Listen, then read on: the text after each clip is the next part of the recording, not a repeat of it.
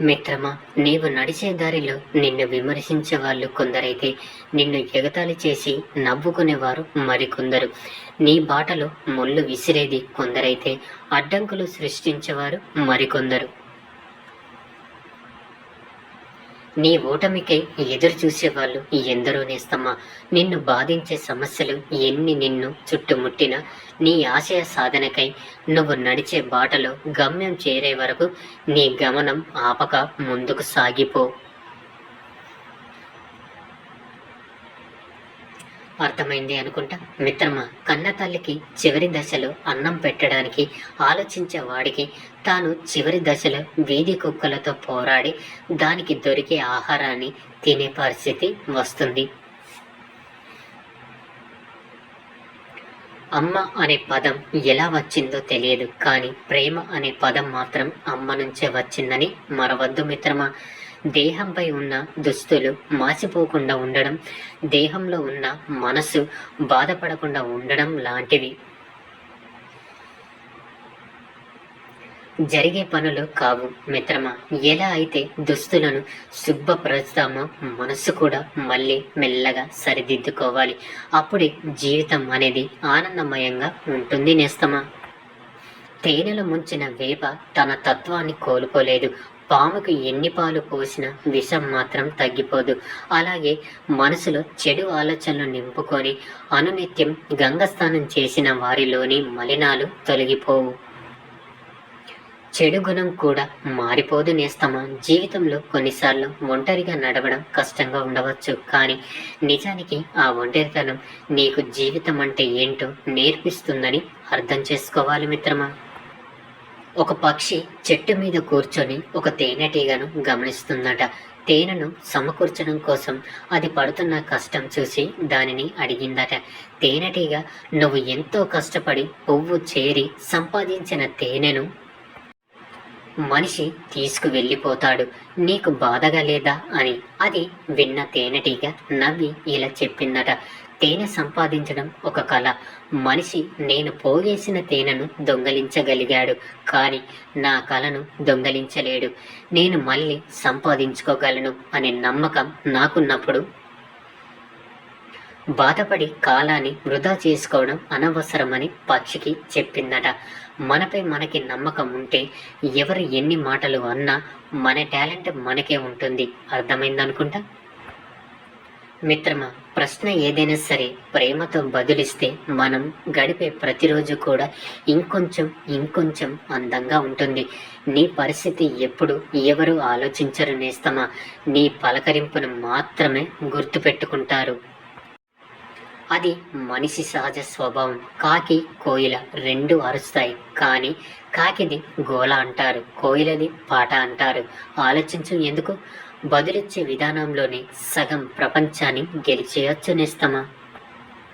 మిత్రమా, ప్రతి ఒక్కటి చెప్పి చెయ్యాలి, చెప్పు వేసుకొని చెయ్యాలి అంటే నాతో కాదు, నాకు నచ్చినట్టుగా నేను ఉంటాను అని అనుకుంటే ఏ బంధం కూడా నిలవదు. ఒకరికి ఒకరు తోడుగా నీడగా ఉండాలి. అనుమానాలు అసూయలు పెంచుకోకూడదు. బంధం అంటే తెగే దారంలా ఉండకూడదు నేస్తమా. వెంట వచ్చే నీడలా ఉండాలి. గతాన్ని మర్చిపోకూడదు. ప్రతి జ్ఞాపకాన్ని మనసులో పదిలంగా దాచుకోవాలి. ఒక్కసారి మాట ఇస్తే కష్టమైన సుఖమైన ఇచ్చిన మాట తప్పకూడదు నేస్తమా. పట్టిన చేతిని కూడా విడవకూడదు. అప్పుడే ఆ బంధం కలకాలం నిలిచిపోతుంది కాదంటారా. మనం చనిపోయాక మనల్ని శవం అని అంటారు. ఆ శవం ఇటు తీసుకురండి, ఆ శవాన్ని కింద పడుకోబెట్టండి అని అంటారు. నువ్వు బ్రతికి ఉన్నప్పుడు ఎవరు గురించి ఆలోచిస్తూ నీ సంతోషాన్ని నీ ఆనందాన్ని దూరం చేసుకున్నావో అదే జనాలు నువ్వు చనిపోయిన మరుక్షణం నుంచి నిన్ను నీ పేరుతో పిలవడమే మర్చిపోతారు. నీ శవాన్ని శ్మశానంలో కాల్చాక గంట కూడా ఎవరు కూడా నీకోసం ఉండరు. అక్కడ పూచిన 10 నిమిషాలు అక్కడ నిలబడరు. అందుకే మిత్రమా, నువ్వు నీకోసం బ్రతుకు, నీలా బ్రతుకు. నీకు కష్టం వచ్చినట్టుగా బ్రతుకు. నిజమే చెప్పు, ఇష్టముంటే అవును అను. లేకపోతే లేదు అనేసి. నీకేం చేయాలనిపిస్తే అది చెయ్యు. ఎవరినో ఉద్ధరించడానికి కాదు కదా నువ్వు పుట్టింది, ఎవరినో సంతోషపెట్టడానికి కాదు కదా నువ్వు వచ్చింది. నీ బ్రతుకు నీది. నవ్వొస్తే నవ్వేసేయ్, ఏడుపొస్తే ఏడ్చేసేయ్, కోపం వస్తే కొట్టేసేయ్, ప్రేమ వస్తే పంచేసేయ్. నీకు ఇష్టం వచ్చినంత తిను. ఎప్పుడు ఉంటావో ఎప్పుడు వెళ్ళిపోతావో తెలియదు కదా మిత్రమా. నీకేం చేయాలనిపిస్తే అదే చెయ్యు. చావు భయంకరమైనది కాదు. నువ్వు నీలా నీకోసం బ్రతకకుండా చేస్తే అది నరకమే కదా. ఒంటరిగా వచ్చావు, ఒంటరిగానే వెళ్ళిపోతావు. అర్థమైందా మిత్రమా? కోట్లు ఉన్నోడిని చూసి బాధపడద్దు. వానికి ఉండాల్సిన తలపోట్లు కూడా వానికి ఉంటాయి. కంటి నిండా నిద్ర ఉండదు. కళ్ళు తెరిస్తే అసలు ఖాళీనే ఉండడు. కూర్చుంటే కుదరదు. వాడు నీలా భార్య బిడ్డలతో కాలక్షేమం చేయడు. నీలా వాడు నలుగురు మిత్రులతో కూర్చొని సరదాగా ముచ్చట పెట్టలేడు. పండుగొస్తే ఊరు వెళ్ళలేడు. పనిలో పడితే ఇంటికి పోలేడు. ప్రతిదీ లాభ నష్టాలతో చూస్తాడు. మరి దేంట్లో వాడు నీకన్నా గొప్పవాడు?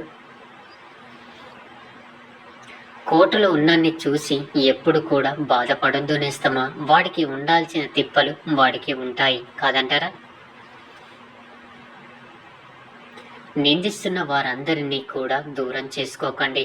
పొగుడుతున్న వారందరికీ కూడా పల్లకి మోయకండి మిత్రమా. కావాలని నిందించేవారు ఉంటారు.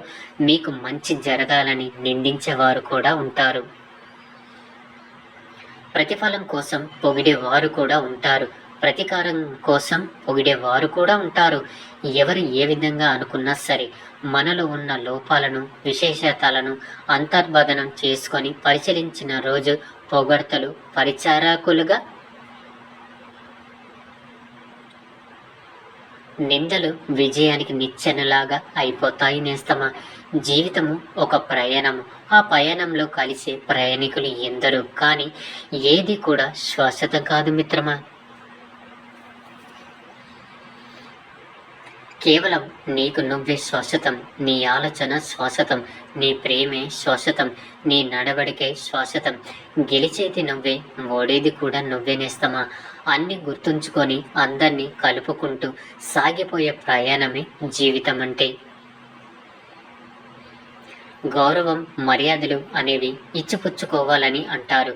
మొదట ఇవ్వడం నేర్చుకోవాలి నేస్తమా. తర్వాత ఎదుటివారి నుంచి స్వతహాగా లభిస్తాయి. ఎందుకంటే ఎవరు ఏది చేస్తే మరలా అదే పొందుతారు అనేది పరమాత్ముని మహాకావ్యం. ప్రేమను పంచితే పోయేదేమీ ఉండదు కదా. ప్రేమ పెరగడం తప్ప. కొన్ని విషయాల్లో తగ్గితే తప్పేమీ ఉండదు. చికాకులు తగ్గిపోవడం తప్ప. మంచి మార్గంలో పరీక్షలు ఉంటాయి, కానీ ప్రమాదాలు ఉండవని గుర్తుంచుకొనేస్తామా. ఎందుకంటే మంచికి ఆ భగవంతుడు ఎప్పుడు కూడా తోడుంటాడు. అర్థమైందా అనుకుంటా మిత్రమా. మగాడి జీవితాన్ని నాశనం చేసే ఆడదానికే ఉండే 4 ముఖ్యమైన లక్షణాల గురించి ఈ వీడియోలో తెలుసుకుందాం. 1. అందం. ఆడదాని అందం మగాడికి ప్రమాద శత్రువు. ఒక మగాడిని నాశనం చేయడానికి తన అందాన్ని ఒక ఆయుధంలా ఉపయోగిస్తుంది. ఆడదాని అందానికి బానిసైన మగవాడు తన జీవితాన్ని నాశనం చేసుకుంటాడు. నెంబర్ 2. ఏడుపు. తన మాట నెగ్గించుకోవడానికి మాటికి అలిగి ఏడ్చి మగాడిని నొప్పించి ఆడదాని వల్ల మగాడు చాలా సర్వనాశనం అవుతాడు. ఆడదానికి ఉండే ఈ లక్షణం వల్ల మగాడు ఎంతగానో కృంగిపోతాడు. నెంబర్ 3. నిందించడం. నోరు పెద్దది చేసుకొని ప్రతిదానికి భర్తను నిందించే స్త్రీ ఎటువంటి చెడు అలవాటు లేని మగాడి జీవితాన్ని కూడా నాశనం చేస్తుంది. నెంబర్ 4. అక్రమ సంబంధం. పరాయి పురుషులతో అక్రమ సంబంధం పెట్టుకున్న భర్తతో ప్రత్యక్ష నరకం పెట్టే స్త్రీ సర్వనాశనం మగవాడిని చేస్తుంది. సమాజంలో గౌరవాన్ని కోల్పోయేలా చేస్తుంది. ఇది కొంతమంది ఆడవాళ్ళకి, కొంతమంది మగవాళ్ళకి కూడా. ఇదే వర్చిస్తుంది కూడా. ఈ సూక్తుల్లో ఏ సూక్తి నచ్చిందో కామెంట్ చేయండి. ఈ వీడియో కనుక నచ్చినట్లయితే లైక్ చేసి మన ఛానల్ని సబ్స్క్రైబ్ చేసుకొని మాకు మరింతగా సపోర్ట్ చేయండి. ధన్యవాదములు.